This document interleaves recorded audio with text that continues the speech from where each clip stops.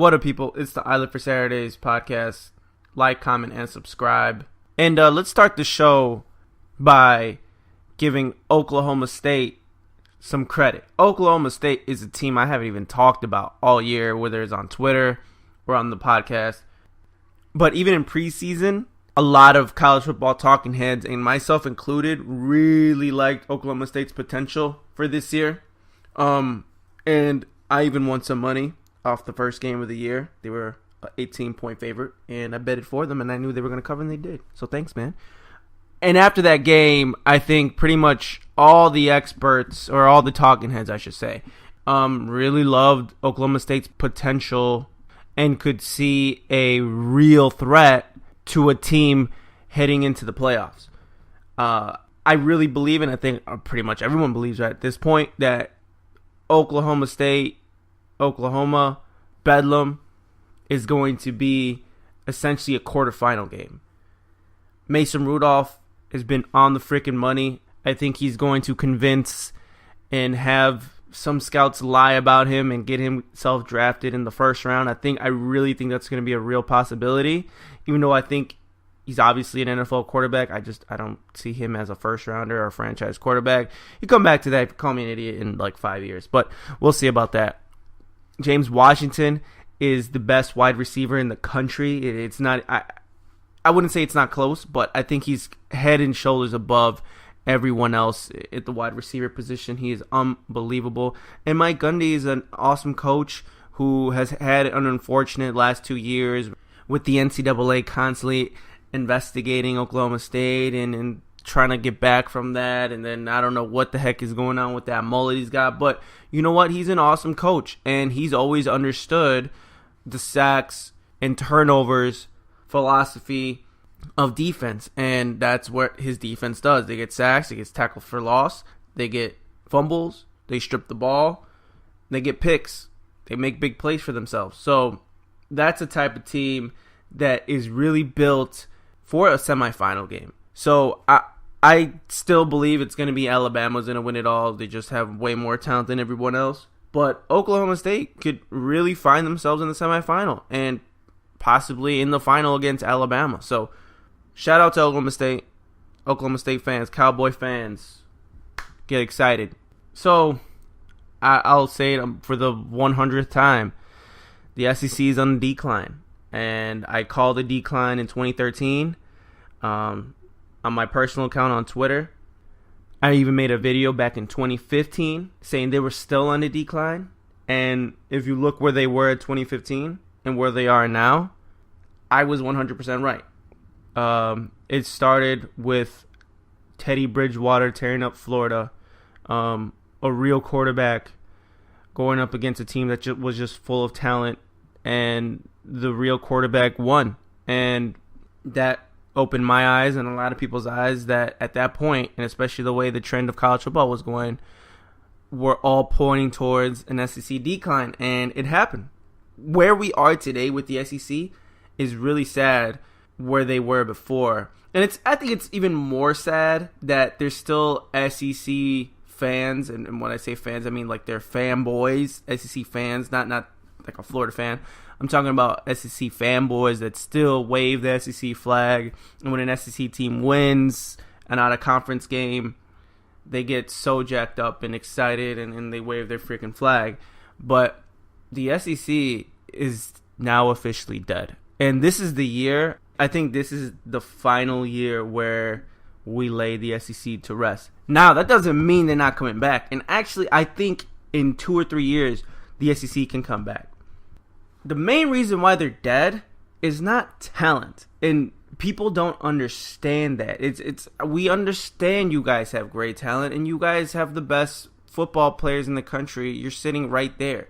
So yes, the SEC has all the talent, but they have no coaching. Outside of Nick Saban, there's a huge drop off, and I should give credit to my man Dan Mullen, who's done an unbelievable job, and I also believe he deserves a big-time head coaching position. If Texas was patient, I would have picked Dan Mullen this year after the end of this year. He's done an unbelievable job, and he develops quarterbacks. He's an amazing coach. But outside of that, the SEC is pretty much dead because there's no great coaches left in the SEC. Kevin Sumlin getting exposed. Jim McElwain, what the hell's going on with his quarterbacks? The fake quarterback whisper. South Carolina is in limbo. Vandy is never going to get it done. And I think Derek Mason is a good coach, but I think he's going to leave. And that's going to be it. Tennessee was a freaking dumpster fire. I mean, it's just no quarterback play. The only hope they have is all the money that they make. Can they hire great coaches, bring in great coaches that have proven themselves for years at a pretty decent program? Texas is back, bitch. Yeah, Texas is back. Tom Herman, USC, Texas USC, man. Big time game, by the way. Tom Herman showed that he's no one to mess with and his boys are no one to mess with. They did a good job. But, I mean, honestly, what does this mean exactly? We've seen this a lot of times before where a coach or a team gets embarrassed and they come back and they play against a top team and everyone thinks they're going to get blown out, and then they end up not doing it. They end up not getting blown out, and they have a moral victory kind of a thing, right? I saw a lot of positives from Tom Herman's side. I saw a lot of fight. I saw a lot of resilient kids. I saw kids that can compete with one of the top teams in the country, and they almost beat them. Maybe a little bit of time management hurt Texas. Maybe a little bit of prevent defense. I don't exactly know the defense they played, but Sam Darnold carved them up really quickly. Maybe that hurt them, but at the end of the day, Texas played really well, and they deserve a lot of credit for how good they played. But what does it mean exactly? What does this game really mean for Texas? I really don't know. And I just want to pose this question. What did this Texas USC game mean for the Tom Herman regime in Texas? I really don't know. I think it's still a coin toss. I think this game proved almost nothing, but maybe a few signals of positivity. Maybe there is some hope for Tom Herman in Texas. I want them to be successful because college football is great when its most popular teams are great. That's when college football makes the most money. That's when college football gets the most popular. And that's when all our programs start winning as well. So we need teams like Texas and Notre Dame to be great. USC, Miami, Alabama, Ohio State. We need them to be great. Michigan. So that we all get successful.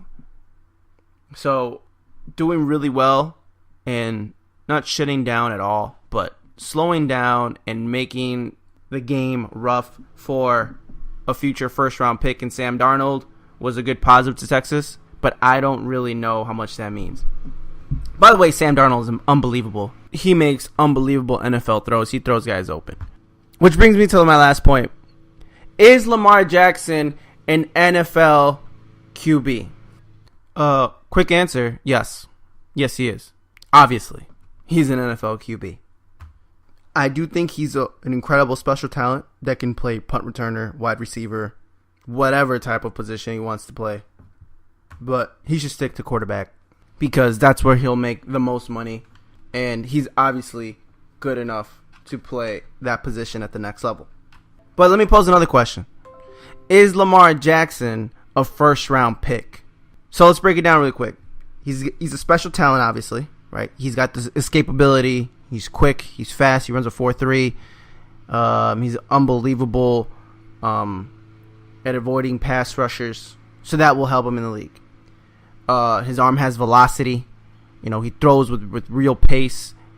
And he's got a big arm, right? Maybe his arm actually isn't huge, like physically, but he can chuck the ball down the field. And it's not just like a little floater, like a little rainbow pass like Kellen Moore back when he was at Boise State, and obviously right now. It actually gets down there quickly with some real pace, like I said. And he's got the quick release. That ball comes off quickly. That ball comes off fast. He doesn't hold on too much. He's semi-accurate. He's not the most accurate player, but he's pretty accurate. But what I think hurts him, and I think people are overlooking, and I don't want to make this comparison, because it's kind of semi-obvious. And obviously the racial part, let me just say the guy, Robert Griffin III. He reminds me of Robert Griffin III, right? Just hear me out really quick. The speed, obviously, yes, and all that stuff. They both actually got a big arm and the velocity, and yeah, they're black, but it has nothing, honestly, has nothing to do with it. My main point is the way they run and their body type scares the hell out of me. Robert Griffin, everyone kept telling me, oh, he'll be fine because the NFL is getting soft or whatever. Okay, but these are still 250-pound guys that have like 1% body fat and will lay you the fuck out.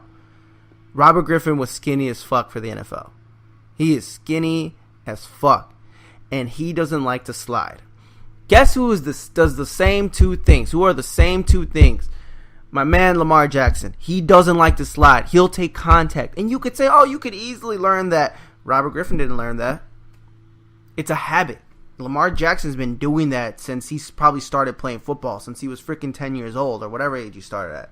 I'm sure he did it in high school because he was stronger than everyone else. And he's still doing it in college, and he's not stronger than everyone else. And he is getting hit sometimes that, he doesn't need to take. Lamar Jackson needs to learn how to slide and get rid of the ball if he wants to be successful in the league. And just going off of Robert Griffin, everyone kept telling me he would do it. And he would pick it up, and he'll understand when to throw the ball away. And they obviously lied to me because it's not what happened.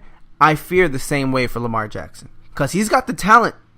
He's got the talent, obvious talent.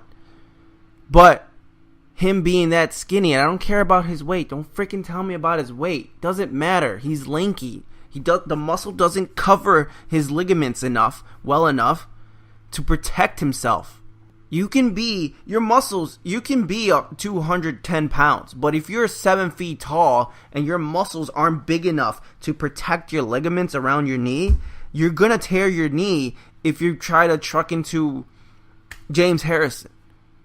If you do that enough times, you'll tear your freaking knee. You'll tear your elbow, whatever it is, because your muscles don't cover it. So don't tell me about his weight. That doesn't matter. He needs to be thick. You need to be a thick guy. Which why I like Sam Darnold more than Josh Rosen now. I think he could be more healthy, and he'll be more healthy. He probably won't even get freaking injured. He's such a thick, big dude. His muscles cover his ligaments, and he throws it away, and he's a smart guy. Obviously, Josh Rosen does that too, but he can protect himself easier, naturally. And Lamar Jackson doesn't slide. Lamar Jackson fights through the contact and try to get extra yards. That's a bad habit. And that's what happened to Robert Griffin. That's what I fear for Lamar Jackson. But to the draft expert naysayers about Lamar Jackson, Brandon Weeden was picked in the first round, a 28-year-old dude. Blaine Gabbert, and I remember experts telling me, no, Blaine Gabbert's the best. Blaine Gabbert's the best quarterback in this draft. Blaine Gabbert, it's Blaine Gabbert. And I watched Blaine Gabbert, and I looked at him, and I said, what's so special about him? You need to be special if you're going in the first round. You need to be a special talent. Blaine Gabbert was like, oh, he's going to play forever in the NFL, and it's the obvious pick. He's the best quarterback in this draft. But there was never anything special about him, ever. Blake Bortles, same thing. Watch Blake Bortles. The only thing special about him, I thought he was a thick dude that wasn't going to get hurt. Besides that, there was nothing special about him. Lamar Jackson has the special abilities. He's got the special talent. He's got a big arm. He's got a quick release. He's got it all. So if you're going to tell me Lamar Jackson isn't going to be a first-round pick, you're crazy. You're crazy. You really think Blaine Gabbert was a better prospect than Lamar Jackson? You really think that Blake freaking Bortles was a better prospect than Lamar Jackson? Get the hell out of here. Lamar Jackson is a first-round talent. But, again, the main thing that scares me is that he's skinny and he doesn't slide and he doesn't protect himself. Look what happened to DeAndre Francois. Didn't protect himself. Got hurt. Season over. That's what scares me about Lamar Jackson. So, follow us on Twitter at Ilive4Saturdays, 4 as in the number 4. Like, comment, and subscribe. And peace.